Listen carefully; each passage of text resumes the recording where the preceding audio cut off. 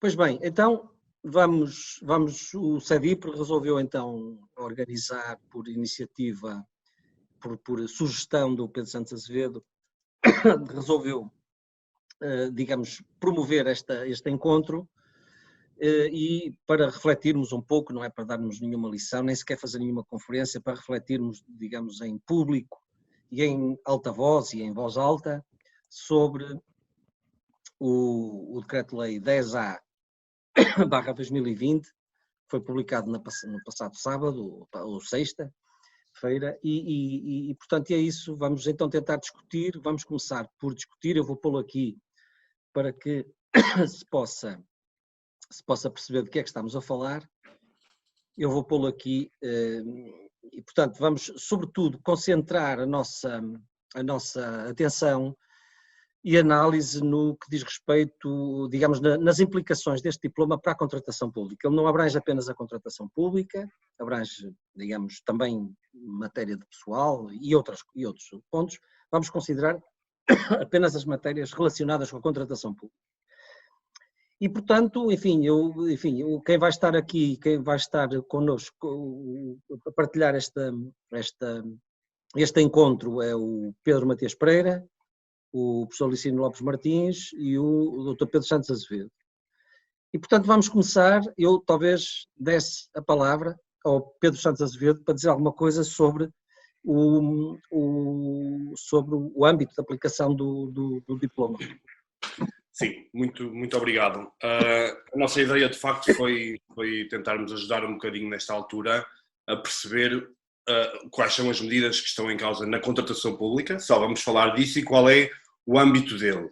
E parece-me, e agora refiro-me ao decreto-lei que estão a ver ou que verão na imagem, que temos aqui dois pontos muito importantes, sendo que talvez o mais importante por agora seja o artigo 1º, número 2. Ou seja, há uma espécie de uma ligação finalística, há uma espécie de uma necessidade de existir algum tipo de conexão entre a crise derivada do Covid-19 e a aplicação deste diploma. Porquê é que isso é importante? Reparem, o número 2 diz-nos: o disposto no presente decreto-lei aplica-se à prevenção, contenção, mitigação e tratamento da infecção epidemiológica, o que significa que ele é aplicável se e só se e quando se pretenda fazer algo que tenha ligação com isto, bem como, e para esta parte depois vou passar a palavra, a reposição da normalidade em sequência da mesma. Ou seja, é muito importante perceber que este diploma é aplicável para a altura da crise imediata e depois do período pós-crise, que ainda será um período de crise. Enfim, não sei se algum dos outros colegas quer falar um bocadinho sobre esta parte. Talvez o Pedro Matias Pereira. Pedro Matias Pereira. Sim. Boa tarde a todos.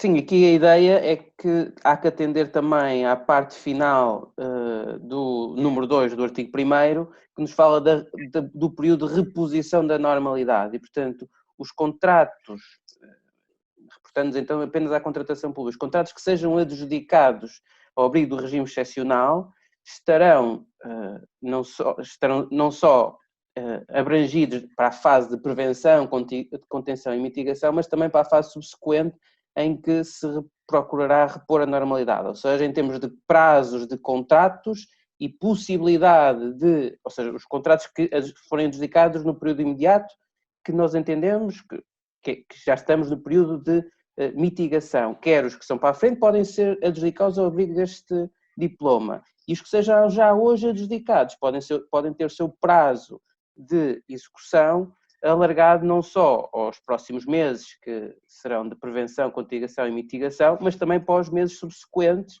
ou para o período subsequente, que ainda não sabemos em quanto tempo será, de reposição da normalidade. Agora posso intervir eu. Creio que o Pedro Gonçalves, entretanto, saiu da imagem. É provavelmente um problema técnico, mas se calhar continuamos, técnico, mas talvez é melhor continuar. Enfim, no número 2 do artigo 1º, evidentemente que há aqui uma situação de incerteza Logo, e em termos imediatos, uma situação de incerteza temporal.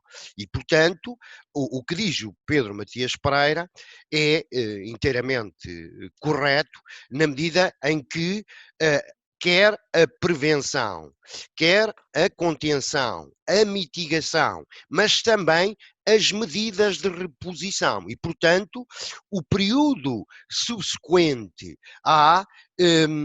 ao pico da epidemia está também abrangido pelo âmbito de aplicação deste diploma e, consequentemente, os contratos a adjudicar ao seu abrigo abrangem também esse período, digamos, pós-pico ou pós-crise mais agravada.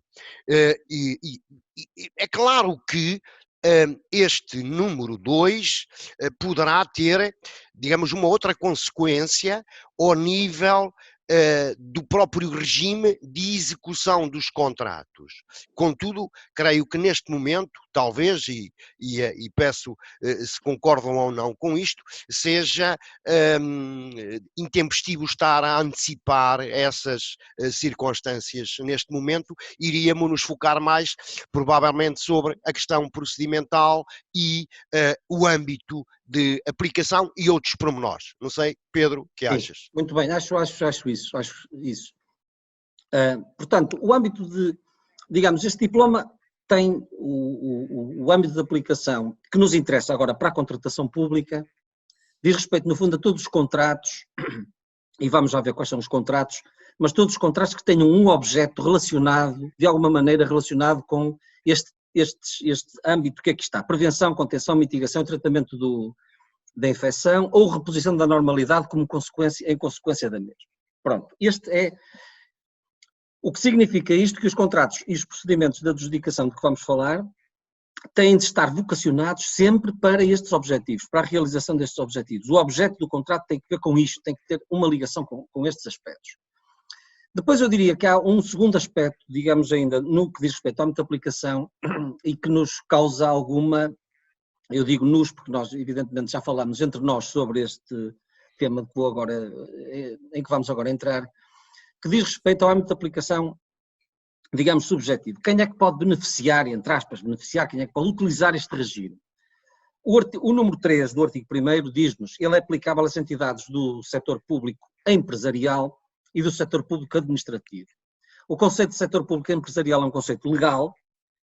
Existe uma lei do setor público empresarial, uma lei do regime do setor público empresarial das empresas do Estado, das entidades estaduais. O conceito de setor público administrativo deixou de ter utilização há muitos anos na nossa lei, embora referencie um universo de entidades que estão, sobretudo, ligadas à administração do Estado. Estado, administração direta, administração indireta. Poderá estender-se, digo eu, para estes efeitos, poderá estender-se para às universidades, por exemplo, às universidades públicas, penso que poderão entrar para este efeito e no âmbito deste diploma no âmbito das universidades públicas, mas acho que há aqui uma dificuldade de que vamos falar, que é, por um lado, o de saber se ele se aplica aos organismos de direito público, às entidades adjudicantes que sejam organismos de direito público. Estamos a pensar essencialmente nas IPSS, por um lado, e por outro lado às ordens profissionais, às associações públicas profissionais, e estamos a pensar nas ordens, digamos, mais ligadas às profissões da saúde, não é? A ordem dos médicos, farmacêuticos, enfermeiros, e portanto, enfim, e a questão é de saber de facto se o que aqui está, este regime, se aplica também a estas entidades. Deixa-nos enfim, temos dúvidas, não é claro que estejam abrangidas, longe disso, acho que não é claro que estejam abrangidas, mas deveriam estar. Não sei se querem, algum de vocês acredita. Mas a proposta de lei...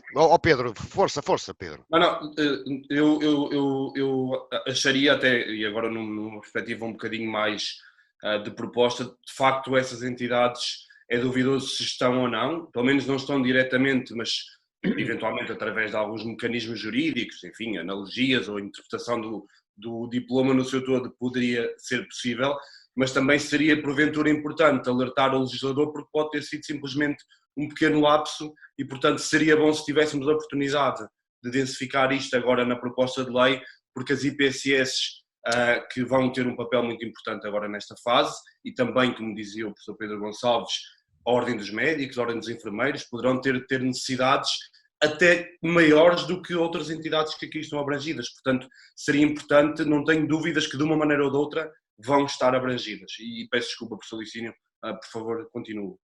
Acho que o interrompi. Não, perfeitamente de acordo, Pedro. Pedro Santos Azevedo, porque são 3 Pedros na conferência. Eu creio que por interpretação do diploma e até porque o setor da economia social vai ser absolutamente indispensável para auxiliar as entidades públicas, o Estado, as autarquias locais, as regiões autónomas, que não estão aqui também expressamente escritas, e portanto sendo um setor absolutamente essencial para o efeito, como aliás já foi até politicamente declarado, isso, até por uma razão de segurança e de certeza, conviria naturalmente assegurar isso de forma expressa, o que ainda pode ser feito, creio eu, através da proposta de lei que vem ratificar integralmente o diploma e, portanto, aí poderia fazer-se uma menção mais alargada. Também... Licínio, desculpa, deixa só... Força. Convém, não, é só para referir que a proposta de lei, estamos a falar de uma proposta de lei que o Governo, não sei se já submeteu à Assembleia da República, que será, será discutida e aprovada entre hoje e amanhã, não é? É 17, proposta 17 barra, já vou ver e já vos digo. Não, a proposta está aqui, a proposta pode-se consultar no site da Assembleia da República, 17, 14, e portanto, o que é que ia dizer? Licínio, desculpa, interrompi. Sim, isto por outro aspecto, que aliás falaremos de seguida, Pedro, é que, não obstante a tal proposta de lei 17 vir a isentar de visto prévio os contratos celebrados ao abrigo deste regime excepcional de contratação pública, a proposta de lei é expressa que não afasta a fiscalização sucessiva e concomitante. E, portanto, as entidades não deixam de estar expressamente sujeitas a uma fiscalização, ainda que sucessiva e concomitante. Consequentemente, é mais uma razão adicional para que o diploma seja, neste aspecto do âmbito de aplicação, um pouco mais coincidente com o conceito do organismo de direito público do número 2 do artigo 2 do Código dos Contratos Públicos, clarificando expressamente o universo de entidades que gozam deste regime excepcional e, evidentemente, aqui e desde logo também as instituições particulares de solidariedade social e todas as outras entidades do setor da economia social que possam colaborar na execução deste regime, se, evidentemente, receberem financiamentos maioritariamente públicos para esse efeito e forem nessa qualidade de entidade adjudicantes. É claro que o número 3 também suscita outras interrogações, mas creio que elas pela via interpretativa serão resolvidas e aí, Pedro, poderás acentuar melhor, que é as empresas, as áreas metropolitanas, as comunidades intermunicipais e as empresas metropolitanas, das áreas metropolitanas e as empresas municipais ou intermunicipais. E, portanto, o setor empresarial local, lato sensu, creio que poderá ser, se estás de acordo, abrangido no conceito mais amplo de autarquias locais e do seu setor, digamos, indireto, de administração indireta. Se fosse de qualquer maneira possível dizer uma coisa qualquer, dar uma indicação ao legislador, talvez se fosse por aqui autarquias locais e entidades equiparadas a estas, que é um conceito que aparece, por exemplo, na lei da tutela administrativa. Isso já abrangeria, no fundo, esse universo que acho que tem que estar aqui, porque no fundo são entidades essas, associações de autarquias e empresas, são entidades que estão no universo autárquico e que colaboram no exercício das tarefas autárquicas. Passamos então... Pedro, há um pontinho antes de mudarmos de capítulo, queria só dizer uma coisa, tenham por favor muita atenção que o número 2 é muito importante ser utilizado na fundamentação da decisão de contratar. fazer esse nexo entre, porque agora vão coexistir dois regimes, o regime normal e o regime especial. E isto um apelo mais para as entidades adjudicantes tentarem fazer essa conexão, até para se salvaguardarem elas próprias na decisão de contratar. Peço desculpa, mas acho que este ponto era importante ser referido. Muito bem. Passamos então ao artigo 2º, que é o que nos vai, digamos assim, ocupar agora e durante o resto desta reunião, é o artigo 2º. Portanto, temos aqui um regime excepcional de contratação pública que eu diria, assim, de repente, basicamente, ele permite o ajuste direto e permite o ajuste direto digamos, com um fundamento que anda próximo, vamos já ver, próximo da urgência imperiosa. Portanto, por um lado isso e por outro lado a circunstância de permitir o ajuste direto num regime, digamos, excepcional, porque abre para a possibilidade do ajuste direto de regime simplificado, em termos que vamos ver, e também, digamos, inverte a preferência que o Código dos Contratos Públicos estabelece, inverte, não, anula a preferência que o artigo 27A do Código dos Contratos Públicos estabelece entre consulta prévia e ajuste direto. Portanto, essa norma, o artigo 27A, é, digamos, derrogado no âmbito da aplicação no âmbito da aplicação deste tipo. Portanto, artigo 2º, número 1, não sei, talvez o Pedro Matias Pereira, se quisesse dizer aqui alguma coisa sobre o artigo 2º, número 1 e aqueles aspectos que consideramos mais essenciais para os contratos que são abrangidos por este regime. Enfim. Temos então um regime excepcional para a adoção do ajuste direto com fundamento na urgência, no número 1.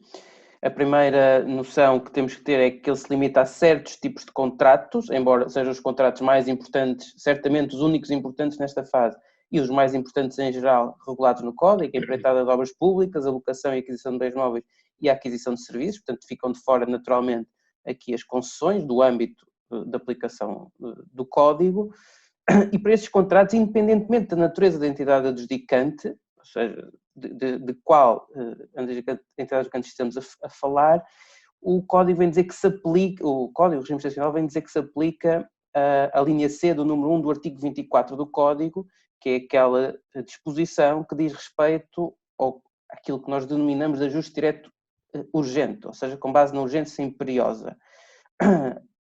Remetendo para lá, aplicam-se todas as exigências que lá se prevêem, ou seja, a questão é preciso justificar a urgência, justificar a inimputabilidade das razões dessa urgência à entidade adjudicante, se bem que no caso atual, na esmagadora maioria, isso está até provado pela própria natureza do regime excepcional. Isto não era possível antecipar por nenhuma entidade adjudicante, mas de qualquer forma isso tem que constar da fundamentação.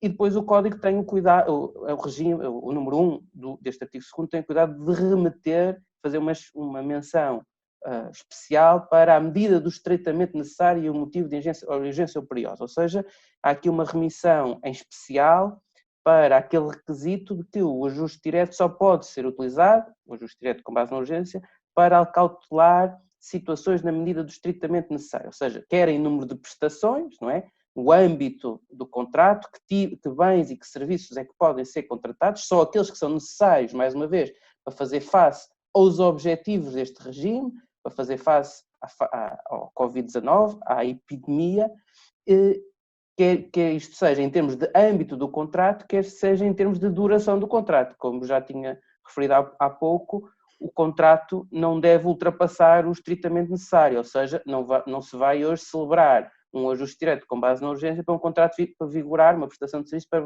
vigorar durante 3 anos. Pode vigorar durante 3 meses, durante 4 meses, pode-se colocar uma disposição que permite, no caderno de encargos, permite a renovação do contrato enquanto se mantiverem estas condições excepcionais que vivemos, mas não pode ser naturalmente, por exemplo, no caso dos serviços, o prazo geral dos 3 anos. Perfeito, Pedro. Posso? Posso? Sim, claro. Para fazer esta ligação com o que referiu há pouco o Pedro Santos Azevedo, que continua a ser essencial e que agora foi salientado pelo Pedro Matias Pereira, continua a ser essencial que qualquer entidade adjudicante, na decisão de contratar, fundamente, pelo menos de forma razoável, as razões de utilização cumulativa, isto é, todos os requisitos que estão na linha C do número 1 do artigo 24 do Código dos Contratos Públicos e coloca essas razões explicando-as na fundamentação da decisão de contratar. E, portanto, isto não dispensa os requisitos da linha C do número 1 do artigo 24 do Código, assim como não dispensa o requisito na fundamentação da decisão de contratar do artigo 36º do Código dos Contratos Públicos. Consequentemente, deve estar lá explicado, como aliás referiu agora o Pedro, que não é imputável à entidade adjudicante e colocar lá algumas palavrinhas razoavelmente convincentes de que a contratação é legal, é lícita e que a despesa financeira realizada, que pode ser muita ou pouca, também é e respeita à legalidade financeira. Portanto, estes aspectos são absolutamente, digo eu, decisivos, até para a entidade adjudicante demonstrar que não está a fazer uma interpretação demasiadamente expansiva do regime, de forma a que o possa utilizar para outras situações que não aquelas que estão no número 2 do artigo 1º do diploma do regime excepcional de contratação pública. Uma outra coisa que me parece, para acrescentar aqui ao que já foi dito, o que me parece aqui relevante é a seguinte: nós vamos encontrar aqui um regime que é, digamos assim, muito aligeira, digamos, o peso da decisão de escolha do procedimento e, portanto, já estamos a ver que na fundamentação não deve ser assim e também há um aspecto em que não deve ser assim, que é o aspecto dos impedimentos e dos conflitos de interesses. Portanto, esse aspecto tem que ser aqui sublinhado também, a ideia de que os impedimentos se aplicam nestes contratos, nestes procedimentos, é óbvio, não é? Mas convém lembrar que estamos aqui a falar de ajustes diretos, que certamente poderão ser feitos de forma, e que vamos ver já a seguir, podem ser feitos de forma muito, digamos, informal, por via do número 2, e passo já para esse artigo 2º, número 2, que remete, no fundo, a, digamos que...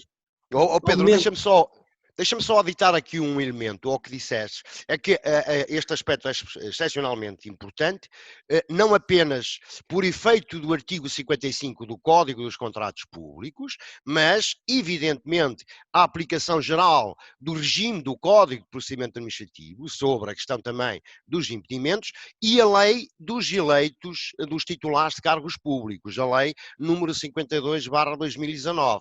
Portanto, estamos a falar, creio eu, quando te referes à questão dos impedimentos e conflitos de interesses, estás a abranger numa interpretação ampla, quer os do artigo 55 do Código, quer os do Código de Procedimento Administrativo, artigos 64 a 76, 77, por aí, não é?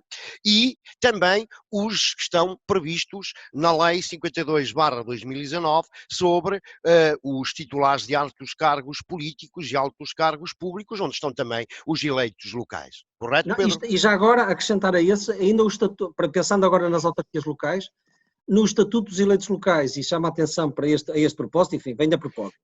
Evidentemente, o regime geral da Lei de Trabalho em Funções Públicas, como é óbvio também, não é? Não, quanto ao Estatuto dos Eleitos Locais, chama a atenção para um acórdão do Supremo Tribunal Administrativo, muito importante, um acórdão de uniformização de jurisprudência, creio que 19 de dezembro, de 9 de dezembro do ano, enfim, de dezembro de 2019, que de uniformização de jurisprudência quanto à aplicação dos estatutos dos eleitos locais em matéria de contratação pública. Muito importante esse acórdão, que diz respeito à participação, à entrega de uma empreitada por um município a um membro de uma junta de freguesia, a um presidente de uma junta. Exatamente. Bom, portanto, mas Pedro Santos Azevedo. Vou dizer duas coisas. A primeira delas é ter muita atenção que o âmbito de aplicação é aquele que referimos acima, ou seja, o simples facto do artigo 2º, número 1, falar de todas as entidades adjudicantes, nós discutimos entre nós, poderia levar a achar que tudo o que é entidade adjudicante, nos termos do artigo 2º, número 1 do Código, 2º, número 2, diplomas avulso, só isto não é exatamente assim que funciona. Primeiro temos que estar dentro do chapéu do âmbito de aplicação deste diploma. E depois o que o 2º, número 1 diz é, para todos os que estão cá dentro, o regime é este. Portanto, é importante não confundir as duas coisas. E só mais uma nota. Por causa dos impedimentos, não vai haver fiscalização prévia, vamos já falar sobre isso eventualmente, mas a fiscalização sucessiva das auditorias vão ser naturalmente mais fortes. Portanto, aquilo que poderiam ser, enfim, contratos no qual se possa contratar coisas que se calhar não são tão necessárias, ou aproveitar este regime mais facilitado para fazer procedimentos mais facilitados, poderá depois ser alvo de um escrutínio bastante grande. Portanto, é aconselhável usar este com prudência para o seu fim, no fundo. Muito bem, e nós temos que fazer um intervalo daqui a pouco, temos que fazer um intervalo por razões técnicas, temos que, e portanto depois retomamos, mas ainda dá para, antes disso, para chamar a atenção a um aspecto aqui do artigo 2º, número 2, e portanto da possibilidade do ajuste direto em regime simplificado, como eu estava a dizer, que no fundo o que este artigo faz é elevar de 5.000 para 20.000 a possibilidade de ajuste direto em regime simplificado quanto à aquisição de bens e à aquisição de serviços. E chama a atenção para isto, para o facto, para este facto e para a circunstância de isto se aplicar independentemente de haver urgência. Portanto, aqui tudo indica, não é? Tudo indica que não é necessário a urgência, embora seja necessário, porque isto, pela forma como aqui começa por dizer, sem prejuízo do disposto no número anterior, dá a ideia, embora seja necessário que estejam em causa contratos com o objeto ligado ao artigo, ao que está no artigo 2º, número, enfim, ao âmbito de aplicação do diploma. Enfim, número 3, não sei se o Pedro, estamos com tempo muito curto, isto vai terminar. Já agora no número 2, Pedro, é interessante fazer referência que as entidades estão excluídas de formalidades procedimentais, de qualquer tipo de formalidade. Portanto, vale a regra inteira que vale para o ajuste direto simplificado do artigo 128 do Código dos Contratos Públicos, com a dispensa de todas as formalidades, é para, digamos, socorrer o aqui e já imediatamente até este limite, digamos, o limiar financeiro. Muito bem, pronto, e depois juntando isso com o número 3 do artigo 2º, portanto, que neutraliza e, portanto, enfim, derroga para neste âmbito a aplicação do artigo 113 e, portanto, pode haver sucessivos ajustes diretos, seja ajustes diretos em regime simplificado, seja ajustes diretos normais, digamos, ordinários, ao mesmo operador económico e, portanto, sem aquelas limitações do artigo 113. E, portanto, isto é um aspecto mais importante para voltarmos a chamar a atenção para o tema dos impedimentos e dos conflitos de interesses. Exatamente. Portanto, para não reiterar, isto é, a lei permite que não se possa adjudicar à mesma operador económico, mas há toda a conveniência em ter algumas cautelas aí. Enfim, fazíamos então agora uma pausa e voltamos dentro de algum tempo. Eu gostava só de fazer um acrescento em relação ao número 3, que é no fundo muito rápido, Pedro. Aquilo que nós tratamos como limite trienal, ou as entidades usam como limite trienal, no fundo para efeitos destes contratos não vai funcionar, não vamos meter as adjudicações que fizermos ao longo deste período e ao abrigo deste regime nessa contabilidade, nessa conta corrente que as entidades normalmente têm para as prestações de serviço e aquisições de bens. Ora bom, estamos então para a segunda parte sobre o Decreto-Lei 10/2020 e, portanto, vamos ver então os aspectos que ainda faltava analisar e um deles diz respeito ao segundo número 4, que é uma norma que trata essencialmente de um problema interno, não é um problema digamos, do relacionamento entre as entidades adjudicantes e os operadores económicos, mas é um problema para dentro. e, portanto, comunicações para membros do governo. Aqui é importante só dizer que nesta primeira parte do segundo número 4, ela não se aplica às autarquias locais, pela própria natureza do que aqui está em causa, a comunicação ao governo sobre adjudicações feitas ao abrigo deste diploma. Não se aplica aí, mas essa primeira parte, mas aplica-se a parte da publicitação no portal dos contratos públicos, naturalmente, que estas adjudicações seguem o regime, relativamente a isto, relativamente à parte da publicitação, seguem no regime geral e, portanto, têm que ser publicitadas no portal.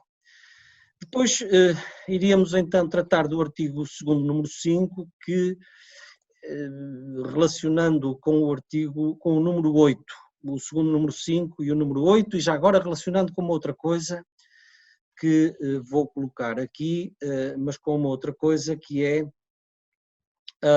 agora já não tenho, que é a lei que vai hoje, enfim, discutida hoje, entre hoje e amanhã, e que basicamente, recordem-me e vejam-me se estou enganado, mas basicamente ela vem, digamos, abolir a fiscalização prévia, o visto, para estes contratos. E, portanto, isso de alguma maneira inutiliza.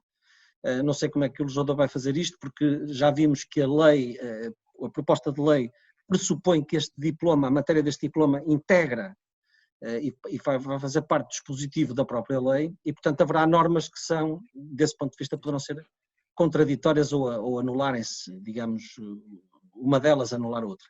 E, portanto, era estes aspectos que íamos discutir agora, portanto, tudo que diz respeito, no fundo, eficácia e publicidade e sujeição ao controle do Tribunal de Contas destes contratos. Vamos fazer esta análise na pressuposição de que a lei vai ser aprovada e de que vai ser aprovada com a isenção, não é? Com a abolição do visto prévio para estes contratos. Portanto, então, não sei se alguém quer então avançar com isso. Eu enviei por mensagem o link da lei, para quem não a tiver, portanto, para acompanharmos, da proposta, aliás. Não sei se querem avançar. Professor Licínio, não sei se quer continuar. Seguindo as indicações do Pedro Gonçalves, talvez pudéssemos falar sobre o número 5 do artigo 2, conjugado com o número 2 do mesmo artigo, apenas para clarificar, Pedro, que evidentemente o número 5 já não é aplicável aos contratos abrangidos agora pelo ajuste direto simplificado mais abrangente, até aos 20 mil euros para bens e serviços. O número 2 do artigo 2 do regime excepcional resolve logo esse problema, remetendo para o artigo 128 e, portanto, esses contratos até ao valor de 20 mil euros não necessitam de qualquer publicitação por força do número 3 do artigo 128 do Código dos Contratos Públicos e, consequentemente, são imediata e plenamente eficazes por força deste número 2. O que significa que o número 5, ou os contratos abrangidos pelo número 5 do artigo 2 do regime excepcional, serão contratos acima desse valor. O número 2 resolve logo uma questão, ajuste direto simplificado, agora mais alargado. Esse fica aí, creio eu, pacificado, e acho que todos concordamos com isso. Fica agora pendente apenas o problema suscitado pelo número 5, conjugado com o número 8 do mesmo artigo e depois conjugado com o número 6 da proposta de lei que se presume que venha a ser aprovada. Desculpem, acho que aqui é preciso talvez um bocadinho mais, que é assim, o número 5, o número 5, sim. O número 5,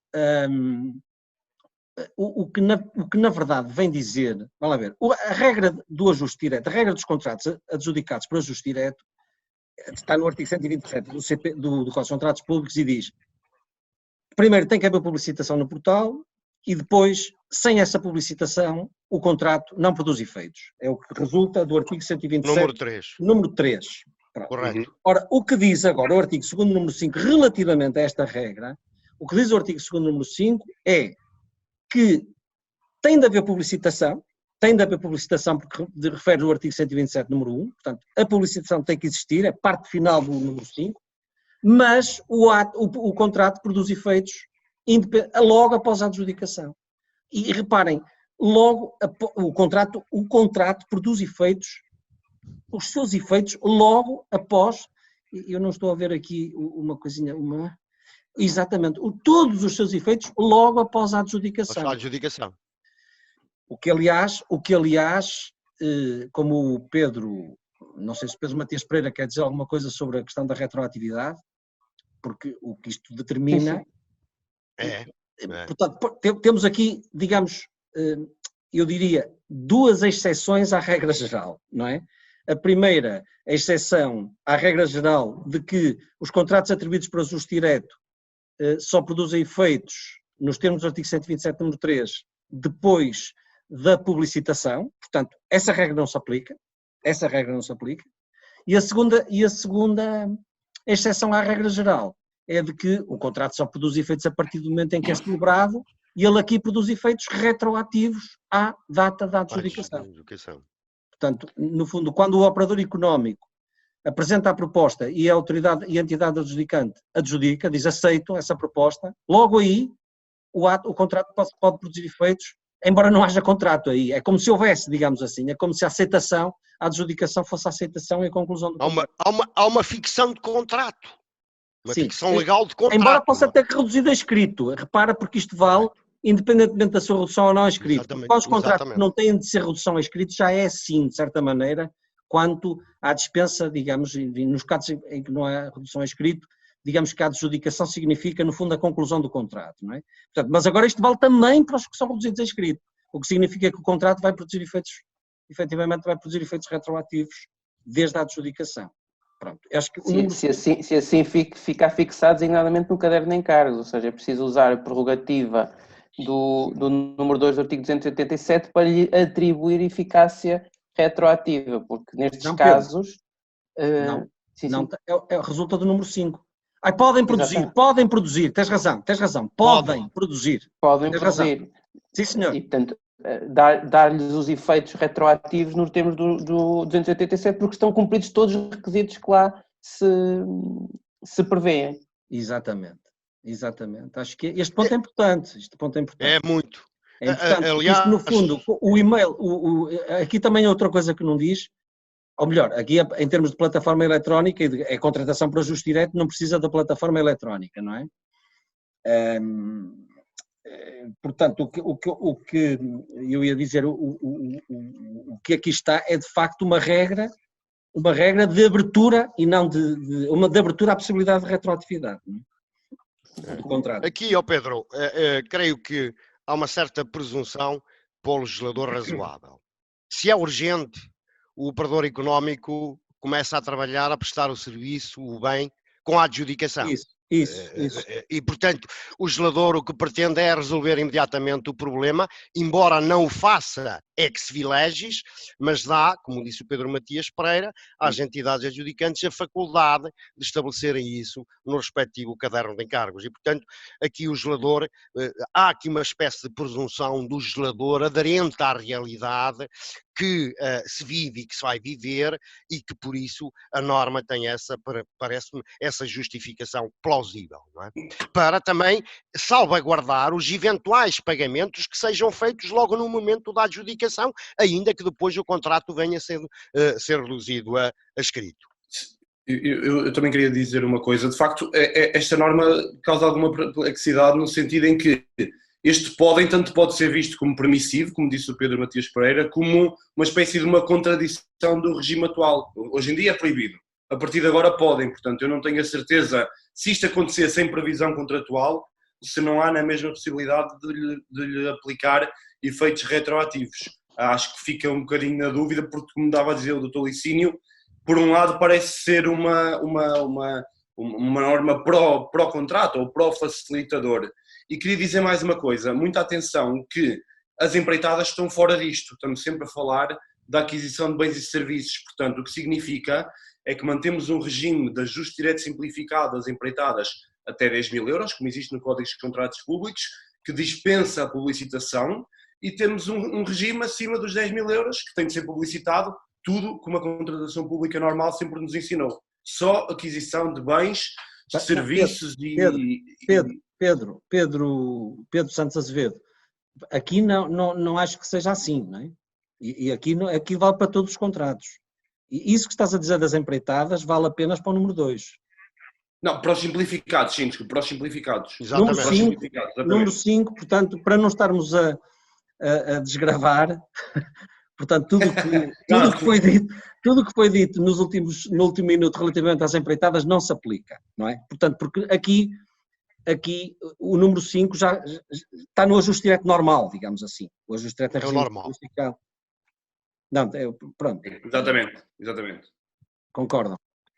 Correto, perfeito. Muito bem, então só fica a faltar, portanto, o número 8, eu acho que o número 8 não vale a pena estarmos a perder muito tempo com ele, porque ele vai ser consumido ou, digamos assim, vai ser derrogado pela lei que vai abolir a exigência de fiscalização prévia do Tribunal de Contas para todos os contratos abrangidos por este diploma, não é? E, portanto, não vale a pena estarmos aqui a... Uma nota final. O artigo 6 é muito claro, o artigo 6º da proposta de lei, Pedro. Sim, falta ser aprovada, mas sim. Ficam isentos da fiscalização prévia do Tribunal de Contas os contratos, portanto, todos os contratos abrangidos pelo Decreto-Lei número 10A/2020, este Decreto-Lei da contratação pública excepcional. Todos. Os contratos abrangidos são todos aqueles que tiverem a tal conexão funcional com a epidemiologia, não é?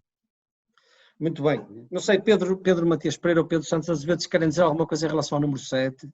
Eu queria só dar uma nota final, se pudesse dar ao número 6, antes de passarmos para o 7, que é a abertura aos adiantamentos que estão sujeitos a um regime até restritivo no Código e que agora, até em função daquilo que vamos percebendo a seguir a pensarmos na saúde, quando agora começamos a pensar nos efeitos económicos desta crise epidemiológica, a necessidade de muitas vezes, com a adjudicação, ou logo muito próximo da adjudicação, até para o fornecedor de serviço ou o fornecedor de bem, poder produzi-los e, no fundo, manter as cadeias de distribuição em funcionamento, vai ser possível efetuar os adiantamentos de preço logo após a adjudicação.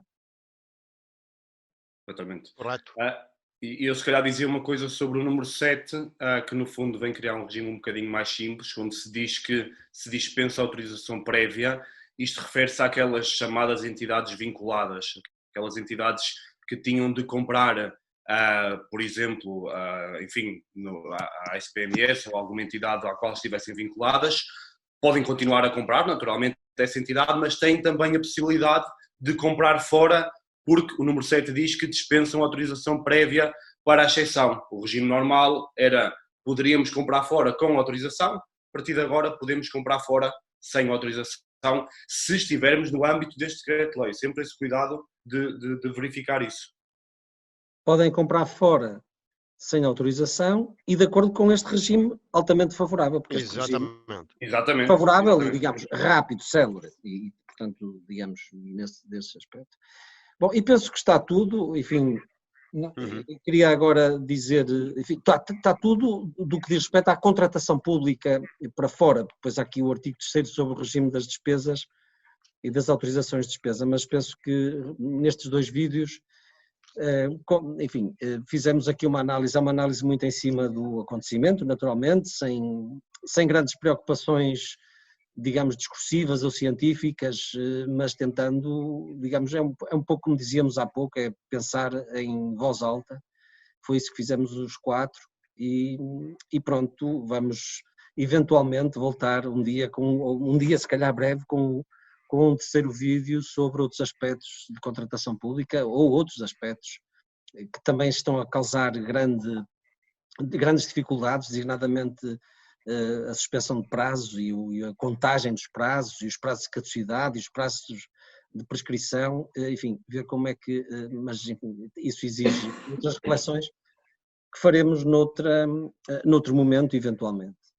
Pedro Santos Azevedo, Pedro Matias Pereira, Licínio Lopes Martins e eu próprio, agradecemos a vossa, enfim, a atenção de quem queira perder aqui algum tempo. E até à próxima. Um abraço para todos. Obrigado. Um abraço, obrigado.